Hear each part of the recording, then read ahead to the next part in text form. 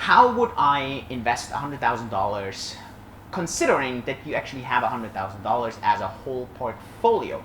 This is part of a series where we discussed if you had $1,000, if you had $10,000, if you had $100,000, what we're discussing today.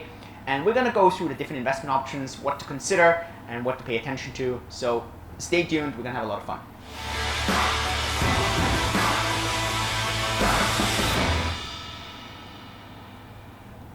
Hey, welcome to today's video. My name is Julian. On this channel, we discuss all the wonderful world of investing, mostly Bitcoin, mostly decentralization. It's all about getting crypto fit, understanding this world of cryptocurrencies and what it all means. But we discuss things like stocks, precious metals, and all the cool and crazy things, how to kind of put your money at work in a smart way with a long time horizon. And that's kind of the ideas behind all this. Now, today I want to discuss the next video in this entire series. So we discussed $1,000, $10,000, and now we're going to discuss $100,000. So how would you put $100,000 to work as a whole? So if this is your entire kind of capital. And that's kind of important to understand because in this whole mix, it's not really about if you have $1,000 to invest right now. It's really about the entire portfolio. You will see kind of how this works. And I'll give you a bit of my thoughts. Obviously, always interested to hear your thoughts. I'm not an investment advisor. I'm just kind of putting some thoughts down.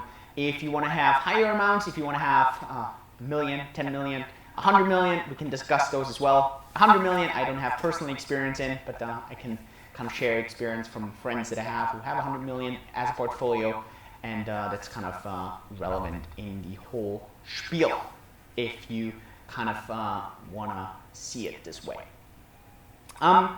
So without much further ado, let's dive in. I have my writing pad here. We're going to discuss a couple of topics, and so let's do this and see how this all works. Now, remember, so we're starting off with 100K.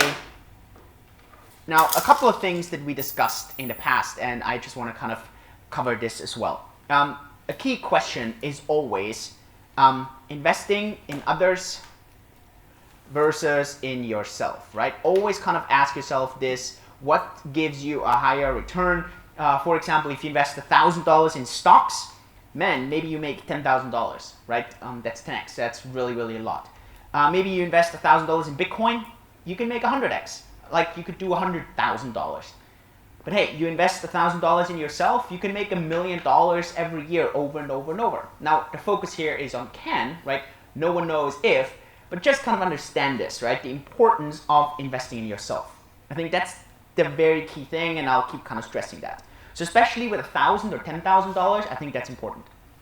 Also with $100,000, that's flexible. I think generally maybe we start at 50K where it starts to become relevant, and maybe goes up to 250K, right? So that's kind of, it's a variable. So don't see it as it's 100K, and that's kind of important. Now, why is this number so relevant? Because if you actually have a really good portfolio strategy, and at the end that's what it comes down to, then there is the chance of, I don't know, making 7 to 10% per annum. I think that's realistic if you kind of diversify, right? You can go higher for sure, then you take way more volatility in, but I think that's realistic. And then we're talking about 7 to 10K per year in return, and that's difficult to cover in additional income, because that's actually an additional month, maybe 2 months of additional income. So that's when stuff starts getting relevant, right? Before this, let's put an example of 50K. So here we're talking about, I don't know, 3.5K to 5K per year in return. And so the question is always, does it make sense to invest time, energy, money into something that gives you around 3.5 to 5K, where maybe it makes more sense to invest this in yourself? And I always think a bit around the 50K mark, it starts kind of tipping over into investing into other things, where prior to that, it probably makes more sense to invest in yourself in skills. So we're not talking about your own business right now, we're really talking about in yourself, your skills, your capabilities, and so on. Great, but so now let's kind of discuss this through, right? You have 10 things that you can, and we discuss what's supporting this beginning of May 2020. That's a key part in understanding this. So the very first one is obviously fiat or cash. A couple concepts here. I definitely would have a strong amount in cash right now. Buffett has an all-time high right now. I would also keep some part in cash. Especially you want to have probably more runway than not at the moment, especially in these times. I would not be totally opposed in having 6 to 12 months in runway. Now remember, we're talking about a 100K portfolio, so this might actually mean, depending on how much you're spending, right? So let's say you need around 2,000 to 3,000 a month. Hey, we're talking about 20 to 30K maybe here, right? I wouldn't be totally opposed in having maybe a third in fiat right now. Now I know people are screaming and they're like, but what about Dalio? Dalio says cash is trash. Yeah, Dalio talks about millions of dollars portfolios, billions of dollars portfolios. He doesn't talk about $100,000 portfolio, right? So keep stuff in perspective. Also, keep stuff in perspective in hedge your downside first, right? If you don't make a big return on 20K, let's say that's $2,000 a month that you're missing out on, $2,000 a year, keep stuff in perspective. You cannot apply the principle. That's what I always say. That's why someone with 100 million is going to invest very differently to someone that invests 100,000. For example, a person with 100 million puts aside $1 million, which might be a runway for an entire year, but it's 1% of the entire portfolio, right? Cash is trash. In that case, yes, applies. Maybe that person says, you know what, I want to have a runway for 5 years. I'll put away $5 million. That's sitting in cash. $5 million.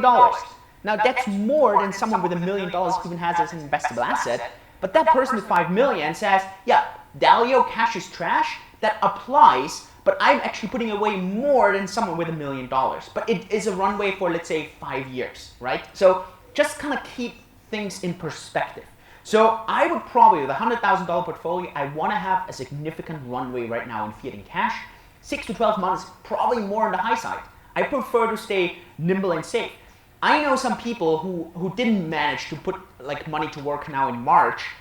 They might have even 50% here, right? I get it. Cash is trash. Screw that. You have very little money. $100,000 is not that much. I get it. You think it's a lot, but at the end you need way more in order to retire. So cover your downside. Very, very, very important, especially in times like these. So that's key. Let's talk about the next one, and that's marketable equity. Marketable equity, or basically what you consider stocks. So the reason it's marketable equity is because you can sell it straight away. So it's liquid, right? So that's key. Interesting part, because obviously probably at these levels, I would probably go more for ETFs. But the key thing on ETFs is you want to do dollar cost averaging. So the reason I would do dollar cost averaging on ETFs and not on individual stocks, because it's just not worth the extra work. So the average return of S&P 500 is, let's say, 7 to 8% per year. But so the part is, the thing is, okay, you might find the extra stock that does 20% per year, and this like sounds a lot, but on the total amount, it's not so much. So I would probably here go way more for ETFs and dollar cost average and focus more on time. I think ETFs are going to underperform over the next couple of years compared to a lot of individual stocks. It's just going to be very difficult to find those individual stocks, and it's going to be tough to kind of get in those. Now the key question obviously is, how much should you put into stocks? Now that's obviously a major question here. I would probably dollar cost into this. Let's kind of look at the numbers at the end, but just kind of keep this in mind. Let's talk about Bitcoin, and I really significantly put Bitcoin here because if you go into other cryptos, I would keep a very small amount. Majority should probably go into Bitcoin. Here, depends, right? The big mistake is 0%. The Sharpie ratio dictates around 6%. That's kind of the mathematical optimum over the past 10 years. I would probably go a bit on the higher side right now, right? I would probably move here and say 10 to 20% might be an interesting amount right now, pushing more to the higher side. I'm someone who pushes way more on the higher side on Bitcoin right now, just because I believe going forward, it could be a very interesting one, right? Stocks, the percentage, man, has a lot to do with your risk tolerance, has a lot to do with volatility, but let's just kind of understand, like, we're going to balance it out at the end. So the next one is bonds. Now I know everyone kind of says bonds are trash. People say this all the time. I'm so glad I never listen to the public. I always kind of make up my own mind. Simple is because bonds performed so well over the, like, from everyone is saying bonds are trash. At the moment, people say the same thing. Now, I think, again, probably putting a lot into bonds doesn't make much sense. And again, probably with $100,000, I wouldn't put much into bonds at all. I think it's completely irrelevant. I think you can easier have it in cash. So probably at this level, I would probably put 0 into bonds because you have other ways to deposit your cash, right? Most accounts are insured up to this amount. So, and cash and bonds in a crisis, in a deflationary scenario are the strongest things. So if you want to cover your deflationary scenario in this, with this relatively small amount to invest in, I would probably go 0% for bonds. Now, the larger your portfolio goes, I think up, like after $1 million, you kind of need to put money into bonds because you cannot trust the bank anymore. So that's the key thing. So it's suddenly, it's not FDIC insured and so on. So kind of keep those things in mind. With $100,000, I would probably not play much around with bonds. I would really focus more on keeping stuff in cash rather than having it in bonds. Yeah. Another thing you could do here is peer-to-peer, but see, this is very, very different, obviously, from a risk perspective. Just kind of keep this in mind here a bit. Yeah, so next one is gold. Again, I'm really going for gold and not so much for Bitcoin here. I'm really kind of going for gold. Gold, not so much for silver. Now, silver is basically going for alpha, kind of outperforming gold. Gold is the better. I would probably go more for gold here if you want to have a gold-silver ratio. Then I would probably go for an 80-20 split if you want to. But again, the question is, will silver outperform gold? I know people say it will. Investment, time, energy, relatively small investment amount. Not sure if it's worth the time. I would probably do other things, right? But so let's talk about gold. I would probably put into precious metals. I would put a portion in there, right? I think at the moment I would probably put 75%. That's the Dalio recommendation. So yeah, I think that kind of makes sense in the whole kind of grand scheme of things here. So yeah, why not? I think that makes sense. Great. Let's discuss a couple of other things here. We have commodities, oil, commodities, and so on. You should definitely have something in there, right? And you can see already it's getting slim here with the percentages. Yeah, I don't know, probably put 5 to 7.5%. That's kind of the Dalio recommendation. I think especially at these levels, if you're a long-term hodler, it kind of can make sense on those kind of things. Then we have collectibles. Now here we're getting to the very different part, right? So now we're talking about illiquid stuff, right? Collectibles, I'm not putting anything in there, just really, really risky in my opinion at these kind of levels. Yeah, just kind of keep this in mind. I think that's just really, really, really important.